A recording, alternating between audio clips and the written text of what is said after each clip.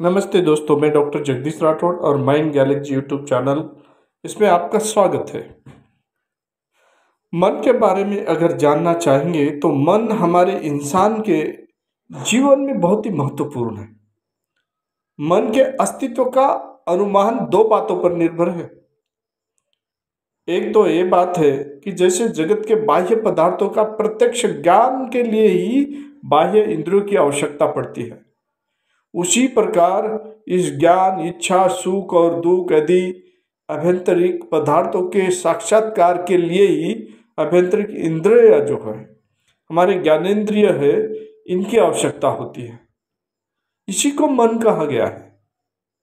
और दूसरी बात यह है, इंद्रियों के बाह्य विषय से संयुक्त होने पर भी मनोयोग के बिना वस्तु का ज्ञान नहीं होता।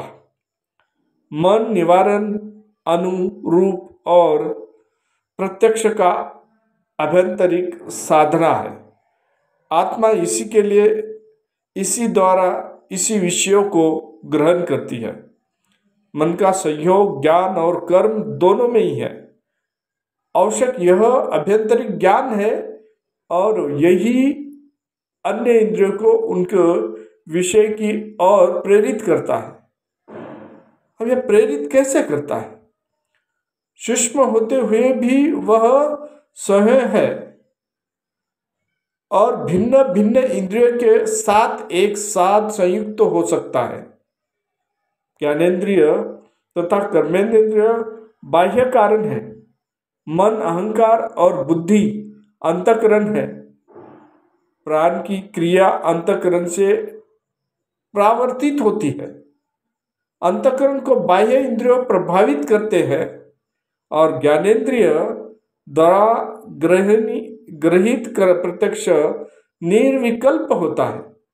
मन उसी का रूप है, उसी रूप निर्धारित करके उसे स्विकल्प प्रत्यक्ष के रूप में प्रमाणित करता है। अहंकार प्रत्यक्ष विषयों पर सत्व जमाता है। अब देखिए, अहंकार कैसे सत्व जमाता है। वो उद्देश्य पूर्ति के अनुकूल विषय से राग और प्रतिकूल विषय से द्वेष रखता है।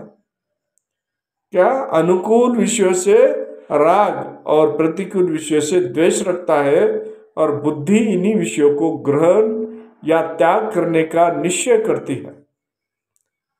अब ये सभी जो बातें होती है, ये हमारे मन के कारण ही होती है। 3 अंतःकरण और 10 बाह्य कारण, ये सब मिलाकर त्रयोदश कारण 13 साधन है कहलाते हैं।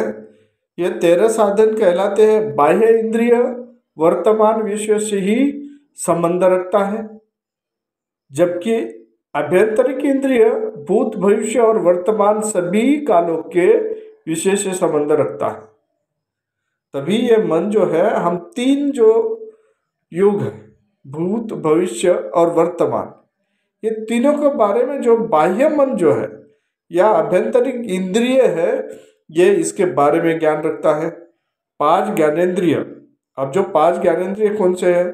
नेत्र, श्रवण, ग्रहण, रसना और त्वचा।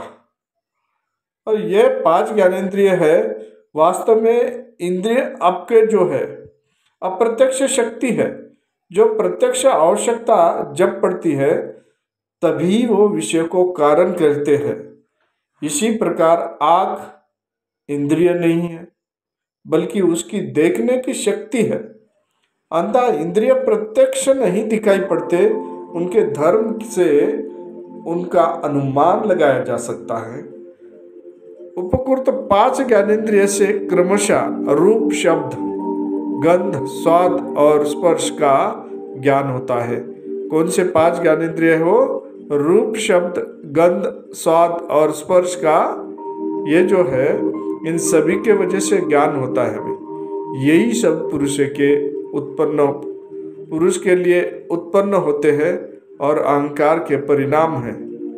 दोस्तों, हमारा जो मन है, मन में किस कारण हमारे शरीर में कोई प्रकार की जो भाव तैयार होते हैं, अहंकार तैयार होता है, ये कोई प्रकार का द्वेष शुरुआत हो जाती है।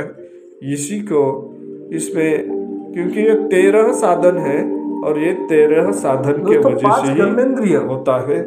जो है वो विषय और इंद्रियों की उत्पत्ति का कारण पुरुष की विषय भोग की इच्छा है। 5 कर्मेंद्रिय शरीर के इन अंगों के अवस्था है, जैसे कि मुख, हाथ, पैर, मलद्वार और जनेंद्रिय। और ये सभी 5 जो है इनसे इनका जैसे क्रमशः इनके कार्य जो है, एक काम जो है ये उस प्रकार है जैसे कि वाक, ग्रहण, गमन, मल निसरण और जनन। और इसी तरीके से हमारा जो मन है ये काम करते हुए 13 साधन जो है, ये 13 साधन में ये सभी बातें आती है। 5 ज्ञानेंद्रिय, 5 कर्मेंद्रिय है और 3 अंतःकरण, और ये सभी मिलके 13 साधन होते हैं।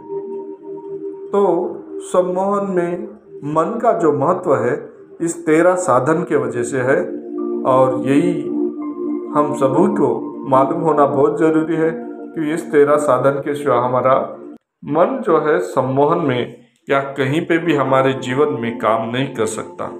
तो नमस्ते।